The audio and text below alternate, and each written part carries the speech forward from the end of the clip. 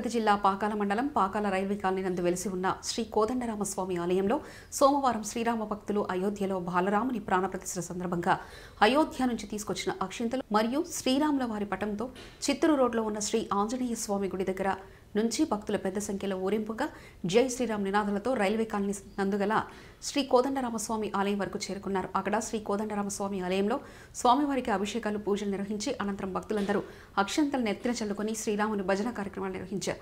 ఈ కార్యక్రమం పాకాల సుబ్రహ్మణ్య స్వామి దేవస్థాన ఆలయ చైర్మన్ మహాసముద్రం పట్టాభిరెడ్డి ఆధ్వర్యంలో నిర్వహించారు. భక్తులు పెద్ద సంఖ్యలో పాల్గొన్నారు.